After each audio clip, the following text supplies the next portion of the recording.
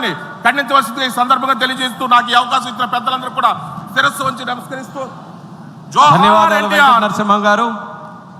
ఇప్పుడు ఇదే విషయం మీద మాట్లాడడానికి క్యాడర్ నుంచి సాలూరు మండల పార్టీ ప్రెసిడెంట్ గారు వేణుగోపాల్ నాయుడు గారిని మాట్లాడవలసిందిగా కోరుతున్నాం.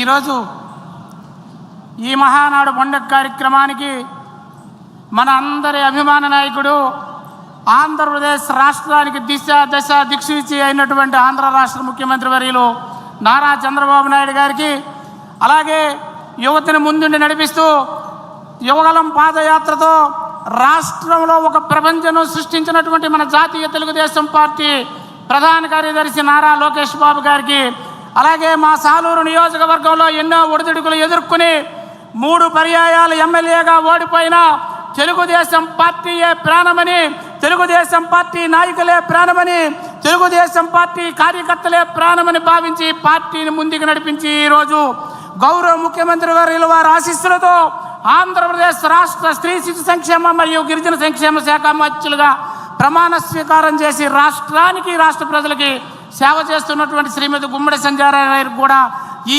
మహానాడు వేదిక మీద నుంచి శిరస్సు వంచి పాదాభివందనం చేస్తూ ఉన్నాను. అలాగే వేదిక మీద ఉన్నటువంటి అతిరథ మహారాజులందరికీ నా శిరస్సు వంచి నమస్కారాలు తెలియజేస్తూ ఉన్నాను. మరి ఈరోజు ఈ కార్యక్రమాన్ని జయప్రదం చేయడానికి రాష్ట్రం నలుమూలల నుంచి వచ్చినటువంటి తెలుగుదేశం పార్టీ కేడర్కి, కార్యకర్తలకి, అభిమానులకి, నాయకులకి అందరికి కూడా ఈ మహానాడు వేదిక నుంచి శిరస్సు వంచి పాదాభివందనం చేస్తూ ఉన్నాను. మరొక విషయం, గుర్తూరు నియోజకవర్గం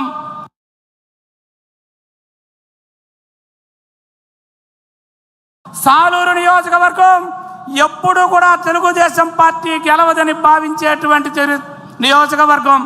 అలాంటి నియోజకవర్గంలో గిరిజనులు ఎక్కువ ఉన్నటువంటి నియోజకవర్గంలో, షెడ్యూల్ క్యాస్ట్ ఎక్కువ ఉన్నటువంటి నియోజకవర్గంలో ఏదైతే మన పార్టీ సంస్థాగతంగా ఏదైతే క్లస్టర్ ఇన్ఛార్జీలు, ఏదైతే యూనిట్ ఇన్ఛార్జీలు, ఏదైతే బూత్ ఇన్ఛార్జీలు ఉన్నారో ఆ వ్యవస్థని పటిష్టం చేసుకుని ఆ వ్యవస్థ ద్వారా మండల తెలుగుదేశం పార్టీ అధ్యక్షుడైనటువంటి నాకు మా ఎమ్మెల్యేగా మొన్న పోటీ చేసి భారీ మెజార్టీతో గెలిపించినటువంటి శ్రీమతి గుమ్మడి సంజయ్ గారు అనేక రకాలుగా సూచనలు, సలహాలు చేస్తూ మా గిరిజన నియోజకవర్గంలో ఎన్నడూ లేని 13,000 పైచలకు మెజార్టీతో గెలుపొందామంటే అది మన సంస్థాగతంగా మనకున్నటువంటి కేడర తాలూకా ఉత్సాహం అనేటువంటిది ఈ సభాముఖంగా మీకు అందరికీ తెలియజేసుకోక తప్పదు. ఎందుకంటే మా సాలూరు నియోజకవర్గంలో కేడర్ అంతా అయోమయంలో ఉన్నటువంటి పరిస్థితుల్లో మనందరి అభిమాన నాయకుడు, మన యువకుడు, మనల్ని ఉత్సాహవంతంగా ముందుకు నడిపిస్తున్నటువంటి మన జాతీయ తెలుగుదేశం పార్టీ ప్రధాన కార్యదర్శి నారా లోకేష్ బాబు గారు శంకారావం పేరుతో సాలూరులో ఆ రోజు దాదాపు 15,000 పైచిలకు కార్యకర్తలతో ఆ రోజు మీటింగ్ నిర్వహిస్తే ఆ మీటింగ్లో మాకందరికీ, మా మండల పార్టీ అధ్యక్షులందరికీ, అలాగే తెలుగుదేశం పార్టీ కేడర్ అందరికీ నేనున్నాను మీకు.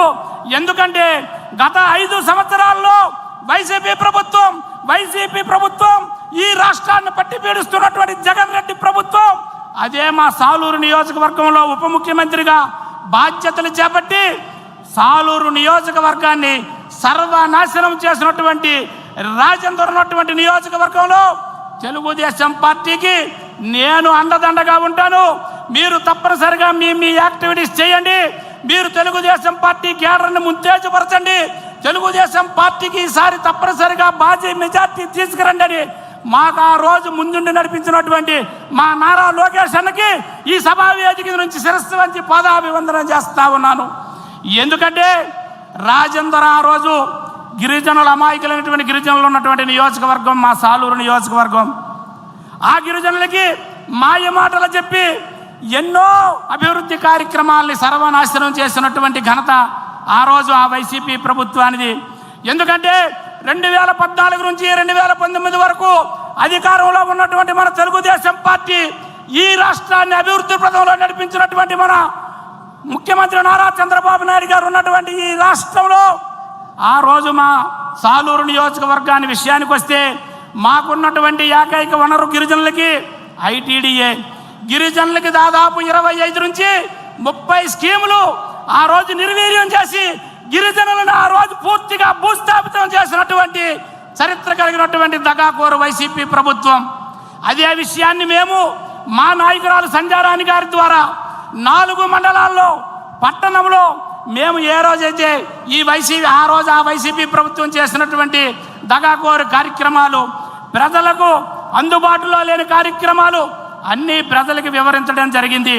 బూత్ స్థాయిలో బూత్ ఏజెంట్లని ఆ రోజు ఉత్తేజపరిచాం, యూనిట్ ఇన్ఛార్జీలు ఉత్తేజపరిచాం, మండల పార్టీ అధ్యక్షులుగా మేము కూడా ఆ రోజు ఉత్తేజితులమై గత ప్రభుత్వం వైసీపీ ప్రభుత్వం చేసినటువంటి అన్యాయాల్ని, ఆకృత్యాల్ని తెలియపరచడం జరిగింది. మరి 14 నుంచి 19 వరకు మన తెలుగుదేశం పార్టీ అధికారంలో ఉన్నప్పుడు చంద్రన్న బీమా పేరుతో ఎంతో గిరిజనులకు, తాడిత పీడిత బడుగు బలహీన వర్గాలకి ఆ రోజు చంద్రన్న బీమా పేరుతో కానివ్వండి అనేక కార్యక్రమాలు, అనేక రకాల ప్రకృతి మనం లభించినటువంటి విషయాలను ఆ రోజు తెలుగుదేశం పార్టీ కేడర్కి మా నియోజకవర్గంలో మేము చెప్పగలిగాం. అదే కాదండి, అనేక కార్యక్రమాలు రేపొద్దున మన యువతకు ఉద్యోగాలు రావాలన్నా, మన సాగునీటి ప్రాజెక్టులు మనకు కావాలన్నా, రహదారులు బాగుపడాలన్నా, రాష్ట్రం ఇంకా అభివృద్ధి సాధించాలన్నా, ఈ ప్రపంచ పటంలో ఆంధ్రప్రదేశ్ అనేది నిలవాలన్నా మన తెలుగుదేశం పార్టీ అధికారంలో ఉండాలి. మన జాతీయ అధ్యక్షులు చంద్రబాబు నాయుడు గారే ఎప్పుడూ ముఖ్యమంత్రిగా ఉండాలనేటువంటిది ఈ సభాముఖంగా మిమ్మల్ని అందరికీ తెలియజేస్తూ జోహార్ ఎన్టీఆర్, జోహార్ ఎన్టీఆర్, జై తెలుగుదేశం, జై తెలుగుదేశం. చంద్రబాబు నాయుడు గారి నాయకత్వం, చంద్రబాబు నాయుడు గారి నాయకత్వం, అన్న లోకేష్ అన్న నాయకత్వం, అన్న లోకేష్ అన్న నాయకత్వం. జై తెలుగుదేశం. వేణుగోపాల్